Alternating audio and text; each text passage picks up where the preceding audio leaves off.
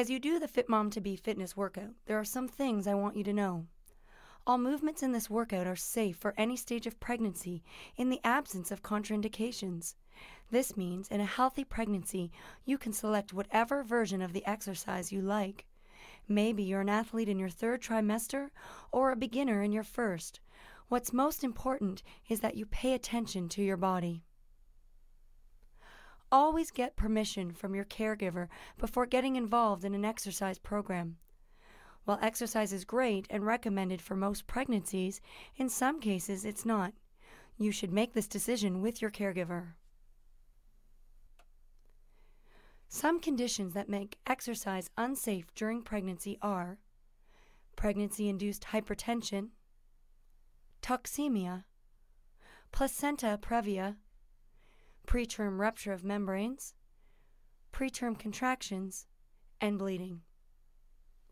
Some of the relative contraindications, meaning you can exercise but will need modifications, are gestational diabetes, diastasis recti, which is a separation of the abdominals, pubic symphysis, nausea and heartburn, and carpal tunnel syndrome.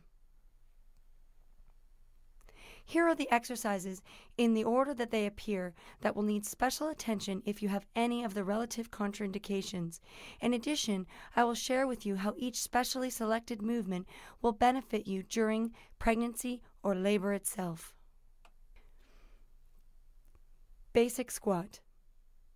The basic squat for pregnancy has a wide stance for better support. Make sure to keep your toes in line with your knees. To begin, drop your hips back like you're sitting back into a seat while taking a deep breath in. Keep your posture upright and keep your core strong like you're hugging your baby. On the up phase, exhale and do not lock your knees at the top.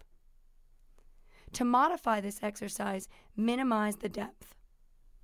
If pubic pain, otherwise known as pubic symphysis, is present, make sure that you actually decrease the width of the stance and bring the toes together to a forward position. Pubic pain or pubic symphysis feels like a bruising, almost like you've been kicked in the pubic bone. If you have this condition, consult your doctor. Squats with shrugs and upright row. Using the direction for the basic squat, add the upright row by starting with the weights side by side by the pubic bone. Draw the weights upward, leading with the elbows. Keep the shoulders relaxed and the movement fluid. This exercise helps to improve upper trapezius strength, which is useful postpartum when carrying babies in shoulder-supported carriers. Lunge with reverse fly. Lunges are great to help strengthen legs for labor endurance and fitness maintenance. Make sure the knee of your front leg remains directly over the heel and does not travel past the toe. Lower gently using a chair for balance if necessary. To modify or lower the intensity, replace the lunge with a step back, which is demonstrated by Lisa in many instances. The reverse fly portion of this exercise helps to strengthen the middle and upper back, which makes it a staple exercise in the pregnant woman's exercise routine. Strengthening these muscles improves and maintains posture, reduces stress on the lower back, and prepares a woman for postural stress associated with breastfeeding. Straight-legged belly lifts. Straight-legged belly lifts are an awesome exercise to not just strengthen but lengthen the hamstrings. This is important as tight hamstrings are directly linked to lower back pain during pregnancy. When doing this exercise, stand with your legs slightly hip-width apart to create space for your belly. Bend forward from the hips, keep the back extended. The focus should be on the hamstrings when doing the work. Lunges with standing abs and hip flexors. Following the previous lunge instruction, you can add a leg lift that is initiated with an abdominal contraction at the beginning of the knee lift. As you lift your knee, exhale, and as you lower, focus on your inwards breath and a lengthening through your core. Warrior lunge with side raise. With a little yoga flavor, we add a fitness twist. For the warrior lunge, step to the side and gently bend your front leg while keeping your back leg straight. When adding in the side raise, make sure to allow the elbows to lead the movement and do not allow your arms to rise above your shoulders. Remember to alternate arms like Lisa if you need to lower the intensity. The rhythmic rocking motion can be used in labor to help optimize baby's position. It is especially used to help turn a posterior baby to an anterior position. Warrior lunge with lower back extensions. Again, a warrior lunge is slightly different from a regular lunge in that all the movement is in the front leg while the back leg remains straight. With a very open stance, lunge into the front leg while keeping your upper body open instead of directly facing the front leg. Add in the lower back extension by keeping your core strong and bend gently from the hips. Keeping your core engaged will ensure that you don't put too much stress on the lower back while you strengthen these important stabilizing muscles for pregnancy. Speed skater with biceps. The speed skater exercise is one of my favorites in that it focuses on the hip stabilizer muscles that become very taxed as the pregnant woman's body expands to accommodate her growing baby and prepare for birth. The modified version provided by Lisa focuses only on the leg lift. The more advanced version includes core strength and additional leg work. Bend forward from the hip and engage the core. Squat on the supporting leg and on the up phase, lift the extended one. Inhale as you lower and exhale as you lift. Add in the biceps when you feel comfortable. Arm strength is a must for a mom-to-be as she prepares to lug her growing baby around. Overhead tricep press with squats. As always, when squatting, keep your core engaged and shift your weight back into your heels. Squatting, as with all strength training during pregnancy, should include rhythmic breathing with each phase of the movement.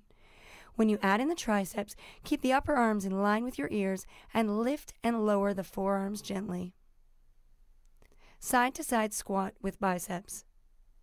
Make sure you take your time to position yourself correctly as you side-to-side squat. Shift your hips back over your heels gently with each movement. Cat-cow abdominals with front raises. Cat-cow relieves lower back stress and increases core strength. To add some difficulty, add in the front raise with or without weights. This will strengthen the shoulders while the lengthening motion will encourage full core engagement. This is important as the most severe pelvic floor damage is sometimes found in women who have poor core strength. During pregnancy, women with poor abdominals rely heavily on the pelvic floor to support the weight of the baby. Bent-legged belly lifts with rear delts. Bent-legged belly lifts strengthen the lower back. Bend forward from the hips and use the lower back muscles to lift the back to a neutral position. As you move to an upright position, be mindful to not throw your hips forward. Child's pose with Kegels. Sit in child's pose to release tension in your spine and open up your hips. If you have heartburn, lift yourself up on your arms like Lisa. This exercise relaxes the pelvic floor. It is an ideal place to do Kegels or pelvic floor exercises as you contract the pelvic floor upwards against gravity. Quite like stopping the flow of urine midstream, contracting the pelvic floor is in use when you squeeze and tighten the vagina. An obstetrician I know who specializes in pelvic floor rehabilitation says 100 a day keeps the doctor away. Push-ups with supermom repetitions. In a hands and knees position, open your arms to slightly wider than shoulder width apart. Lower your chest to the floor and lift back up, pushing the floor away. At the top of the movement, stretch and reach the opposite arm and leg. Plank. To perform plank, extend your body with your hands and feet placed on the floor. Contract your core to support the weight of your body, making sure that your hips are in line with your shoulders. To modify, you can lower your knees. In plank, it is important to remember to take deep, even breaths throughout the movement. Side plank. Side plank helps to strengthen your obliques without twisting movement that should be avoided during pregnancy. To start this movement, lie on your side and start to support your weight with your bottom knee and your forearm. Again, take gentle but deep breaths and focus on creating length in the body. To advance this movement, extend both legs and support the movement from the feet. Reverse curls. In a seated position, cross the arms across the body. Gently lean backwards, taking a deep breath in. As you return to an upright position, exhale, and contract the abdominals. In the case of abdominal separation or diastasis recti, do seated belly breathing like Lisa. Sideline crunches with quad stretch. Sideline crunches also engage the obliques.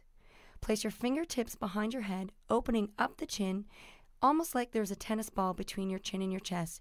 Take a deep breath in, and on the exhale, gently lift and contract the obliques.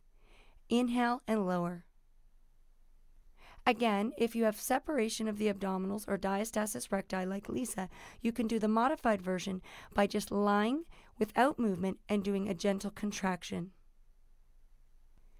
Head to toe flexibility for muscular balance. Joint stability during pregnancy is supported through strength training, but also flexibility. Remember to stretch daily and to be mindful, to be gentle and never forceful, so that you do not overstretch.